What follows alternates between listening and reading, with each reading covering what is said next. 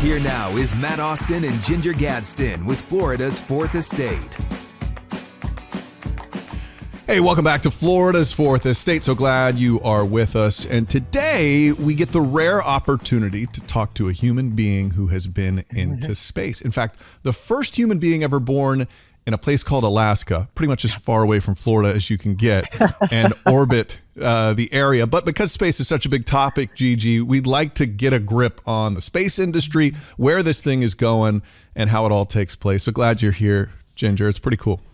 Yeah, it is very cool. You know, my geek meter started going when I heard that we were going to have this guest on because it's just so exciting. I've never seen your geek meter run out, so I don't know. That thing's full all the time. It's never going to. It's never going to. The person we're talking to just recently returned back here to Earth from spending 10 days in orbit on the International Space Station. I'm talking about John Shoffner. He's a businessman. He's a pilot. He's a race car driver. And now he's an astronaut. It's probably a shorter list to say the things that you haven't done. John, thank you so much for being here with us today. We're super excited to talk to you.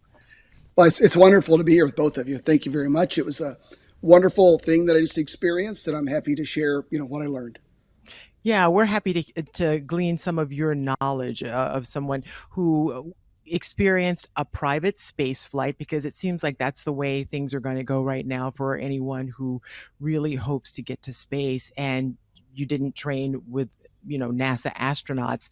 I would like to know what that experience was like, not only the training, but the day you're strapped to that rocket and then you realize it's go time. Yeah, well, there's a lot there, as you might imagine. I've dreamed of space since I was a young boy. The space race was starting in the 60s when I was growing up, and it was easy to be captivated by it, and I certainly was. So I've spent literally my entire life, thinking about what it would be like to be in space, to go to space. I finally had the opportunity, and I wanted to take full advantage of that by experiencing all of the training that NASA would offer me and allow me to take.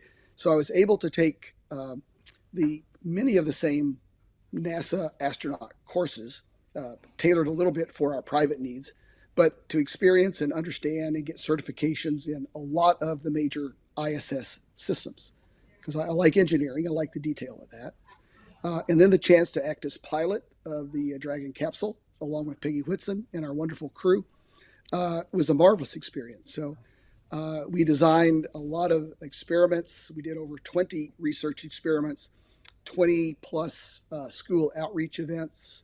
I personally did 4 live classroom events with teachers and educators. So it was a wonderful thing. And we had this marvelous design art contest where we had 930 submissions from 26 countries of art and poetry. So overall, Gigi, it was a way fulfilling mission, successful in a lot of regards, a lot of fun. I want to know about the conversations you have to have with your family, okay? Because when I want to go ride a motorcycle, I catch hell for it in the Austin house because it's too dangerous. You're strapping yourself to basically tons of dynamite, to put it in layman's terms, and rocketing up into space. Did you get any pushback from the family? What did people think? Well, actually the reverse, because I've had this ambition, in this love of space my entire life.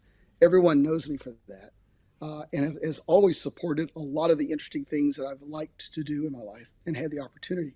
So when I announced this and the opportunity, nobody was surprised. So everyone, in fact, it was my wife, Janine, that first saw the opportunity when it came across a newswire 3 years ago that you could now go and train as a private astronaut. So she said simply one morning, "Hey, look, you can finally go to space." So it's her idea. It was. I saw an interview where you said that, so I was laughing when Matt was asking if you got any pushback. It's like, not only did he not get pushback, he got pushed. He got pushed forward. To go, which is fantastic. We love the fact that, you went up with Axiom 2 and you piloted the mission.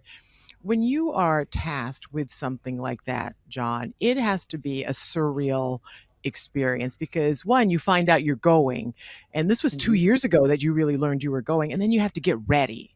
What is that Right. whole process like? Well, it's involves many steps, as you might imagine. There's the NASA side where they want you to be well informed and safe. So we do lots of emergency training in order to behave and perform as safe crew on orbit, along with the NASA ISS station crew. So we train together, become familiar with each other, and then we add on other experiences of learning other systems. So that takes a year, 18 months, 2 years to complete. I trained as backup pilot for the Axiom 1 mission also, along with Peggy, who was the backup commander. So we kind of got a double dose of that, which was very helpful, because when it came time for our mission, even training at SpaceX as the flight crew, we had a lot of familiarization with the systems. And I love systems. I've been a pilot my entire life, so having a chance to exercise that thing that you love as a kid of playing around with spaceships. I mean, what kid doesn't want to pilot a spaceship? It just gave me that opportunity to do all those things that I love. We are always taking a look at the live coverage when somebody is about to lift off in space, and you're strapped down in this suit. You're not moving for a couple hours while everybody's kind of tucking you in and they're doing all the checks. I always just think I'd be claustrophobic as all get out during that moment. But I would imagine other people have different feelings. So what is it like as take me through the process of getting ready, sitting there waiting forever like you're in the dentist's office, and then lifting up with that crazy amount of G-forces hitting you right in the sternum? Well, there's some interesting moments, leading up to that. In this particular case, the Falcon 9 rocket, it loads its fuel at the very last stage. So you do all of your readiness prior to it loading fuel, which takes about 40 minutes. So the pilot, the crew, everyone's very active, doing a lot of things, checks up to that moment. Then you have this magical 40 minutes of loading the fuel, and your job is to absolutely do nothing. So you have 40 minutes. And I found this amazing the first time I realized it, that I was able to sit there for the last 40 minutes before I left the planet and think about anything I wanted. Calmly, serenely. And we had so much training doing this that on the day of the launch, it felt just like another training exercise, which is the way it's supposed to be. If you're trained and confident, then the mission should reflect the training. From training to preparing for liftoff. Stay with Florida's Fourth Estate as astronaut John Shoffner explains what it was actually like to reach space for the first time and the passion he wants to launch for the next generation of young explorers.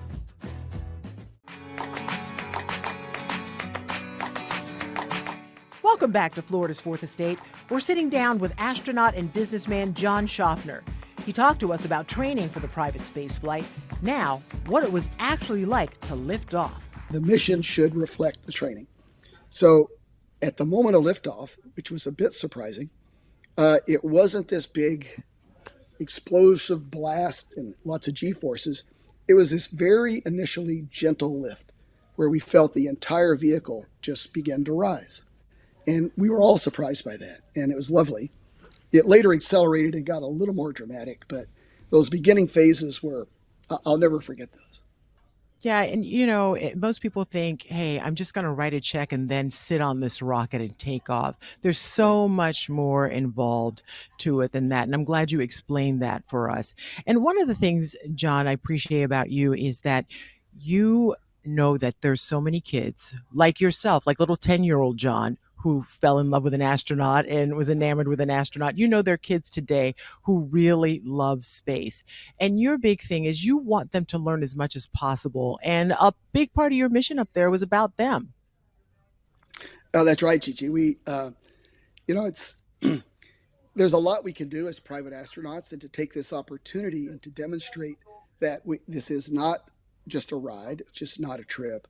It's an opportunity to use the resources that are available to us and create awareness and create some form of conversation that demonstrates what space can be for us in the future, what humanity's role is going forward.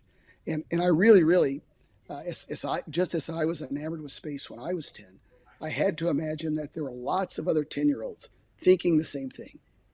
What am I going to do with space? What is space like? So I really wanted to reach as many of those as possible. And the art contest that we held and displayed the art on station really helped us see those young kids, have them respond, and it was truly amazing, the response we got. Space is alive and well in the minds of young people today.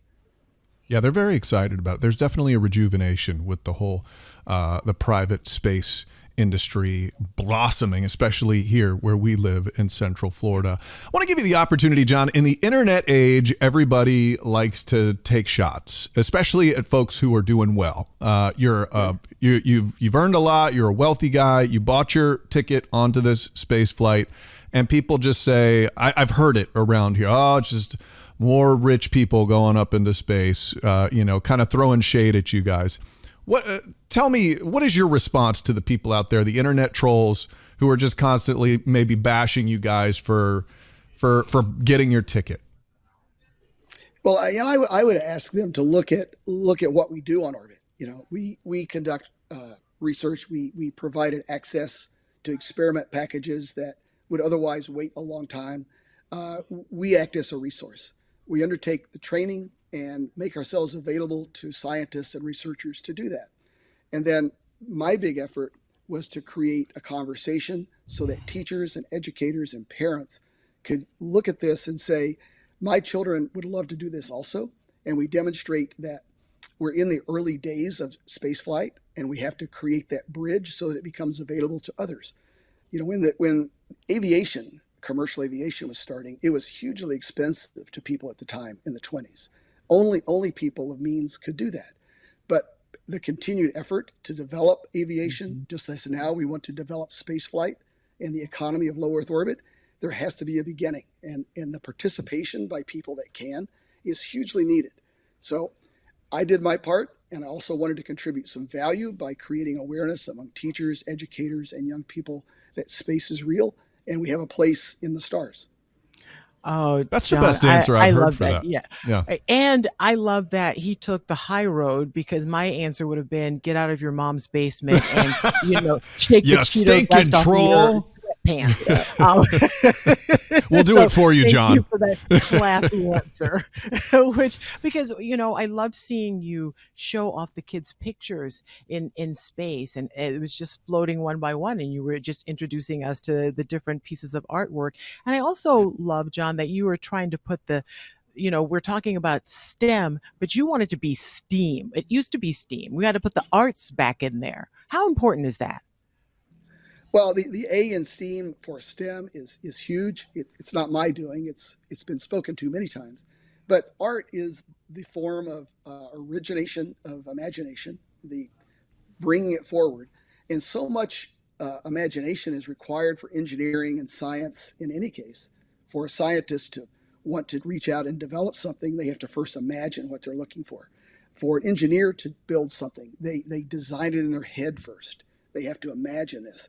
And the arts are all about that, letting people express themselves as an individual, whether that's, and we chose art or poetry, so that students or people that weren't comfortable drawing what they felt could express it in words.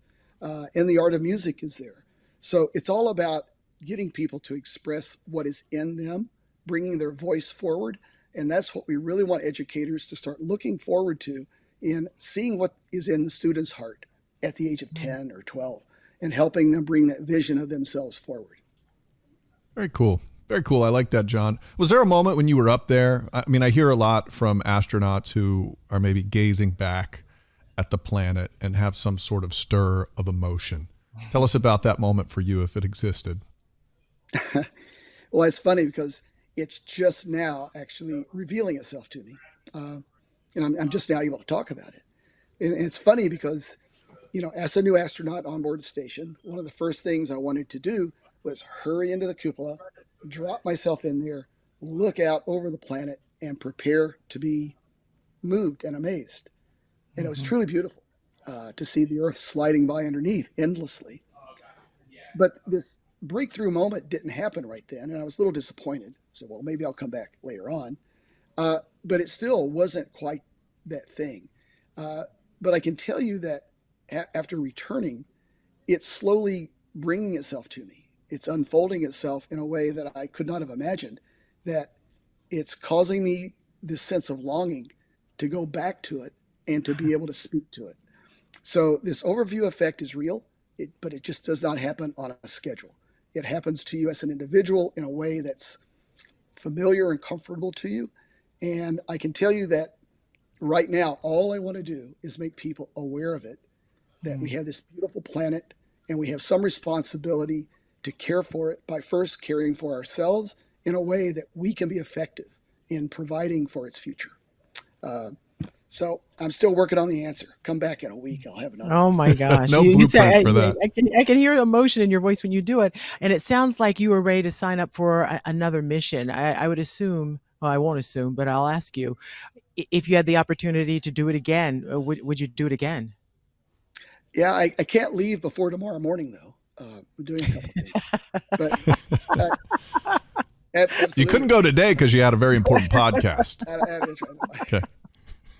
No, that's it. In my case, I would absolutely. There's plenty of work up there to do, important work, and I would love a chance to do that again. Cool. What a great conversation. John Shoffner, thank you for taking the time to speak with Floridians about your experience up there. And very impressive guy. Glad you got the chance to do something that most of us will never get to do. But hopefully you're right. Hopefully it starts out where just some people get to go, a limited number, and then it sort of expands to the rest of us. Maybe Ginger and I will be. Come back and thank you for paving the way for the rest of us, because I would go in a heartbeat. So just fascinating to hear your experience. Well, thank you. We're not finished yet. We're going to continue with a small foundation that we're starting that's going to amplify this voice and make students and teachers more aware of the opportunities of humans in space. Tell us the name of that foundation and how people can get involved if they're interested. Sure. It's the Perside Foundation. It was founded in honor of my mother, who first introduced me to the Perside meteor shower when I was a young boy. And for the rest of my life, wherever I was in the world, she would call me to remind me to go out in August and look at the Perseids. She was the person that put the vision of space and that there are things beyond us that we can't imagine and that we should seek out for what's important to us. So she helped me bring my voice forward. So I want to return the favor with the young people out there today by helping their mentors, their guides, help them along their way. Oh my gosh. Well, you made me cry with that one. That's beautiful. That's a beautiful story. John, thank you so much for sharing your experience with us. Thank you both. It's an honor to be here. Oh, our pleasure. Race car driver, pilot, successful businessman, Renaissance man, astronaut, and mama's boy. I like it. It's beautiful. John, thank you so much. I'll take them all, but thank you so very much. You've earned them. You've earned them. And thank you for watching. You can download Florida's Fourth Estate from wherever you listen to podcasts or watch anytime on News 6 Plus. And while you're there, check out this episode where we take you on an African safari right here in Central Florida. And then we have some hands-on interactive things like lemur feeding. You can do a cheetah encounter, which is really cool. Look at you. Wyoming and places You're pretty. Hi. Hello. I'm going to go nice and low. Just open it up and let it fall. And the episode where we go beyond the gate of Super Nintendo World. Peach's Castle. Yes. Here we go. Hello. Welcome. Oh my gosh. That's fantastical. I'm going to have Jim just pan real quick, give you an overshot of it. Okay. I love get the it. coins. I like seeing the coins there. That's pretty cool. Or the episode where we explore the rift between Disney and DeSantis. The Democrats have been more critical of Disney, and now we find the entire thing has swapped. It's the Republicans going after Disney, and the Democrats, mainly from Orange County, defending Disney. It's all free. Just download the News 6 Plus app on your smart TV and keep watching.